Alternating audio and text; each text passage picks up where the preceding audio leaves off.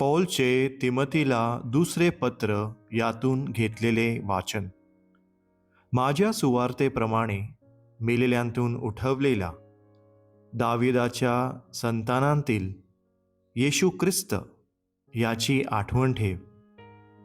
ह्या सुवार्तेमुळे मी दुष्कर्म करणाऱ्यासारखा बेड्यांचे देखील दुःख सोशीत आहे, तरी देवाच्या वचनाला बेडी पडलेली नाही. ह्यामुळे निवडलेल्या लोकांनाही ख्रिस्त येशूमधील तारण युगानयुगाच्या गौरवासह प्राप्त व्हावे, म्हणून मी त्यांच्याकरिता सर्व काही धीराने सोसतो. हे वचन विश्वसनीय आहे की जर आपण त्याच्याबरोबर मेलो तर त्याच्याबरोबर जिवंतही राहू.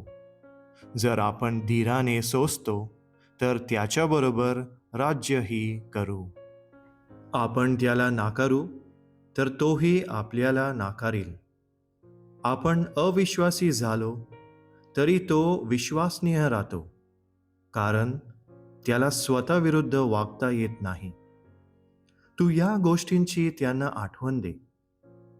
त्यांना प्रभूसमोर निष्खून सांग की शब्दयुद्ध करू नका. ते कशाच्याही उपयोगी न पडता ऐकणाऱ्यांच्या नाशास कारण होते. तू सत्याचे वचन नीट सांगणारा, लाज वाटण्यास कसलेही कारण नसलेला, देवाच्या पसंतीस उतरलेला कामकरी असा स्वतःला सादर करण्यास होईल तितके कर. प्रभूचा शब्द. देवाला धन्यवाद.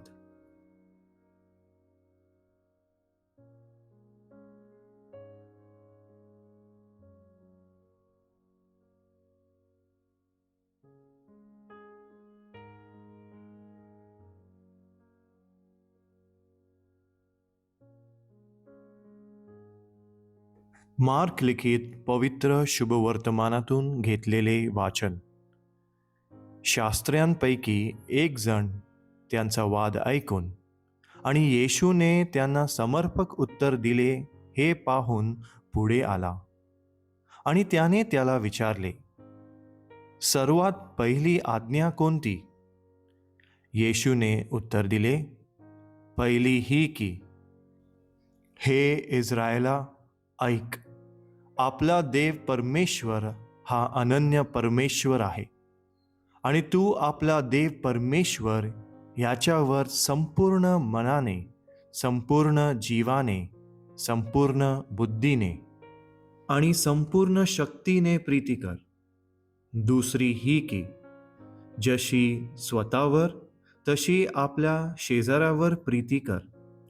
यापेक्षा मोठी अशी दुसरी कोणतीही आज्ञा नाही. तो शास्त्री त्याला म्हणाला, गुरुजी, आपण ठीक आणि खरे बोललात की तो एकच आहे आणि त्याच्याशिवाय दुसरा कोणी नाही, आणि संपूर्ण मनाने, संपूर्ण बुद्धीने आणि संपूर्ण शक्तीने त्याच्यावर प्रीती करणे, आणि जशी स्वतःवर तशी आपल्या शेजाऱ्यावर प्रीती करणे, हे सर्व होमार्पणे आणि यज्ञ यांच्यापेक्षा अधिक आहे. त्याचे हे सुज्ञपणाचे उत्तर ऐकून येशू त्याला म्हणाला, तू देवाच्या राज्यापासून दूर नाहीस. तेव्हापासून त्याला आणखी काही विचारण्याचे कोणालाही धैर्य झाले नाही. प्रभूचे शुभवर्तमान. हे प्रभू येशू ख्रिस्ता, तुझी स्तुती असो.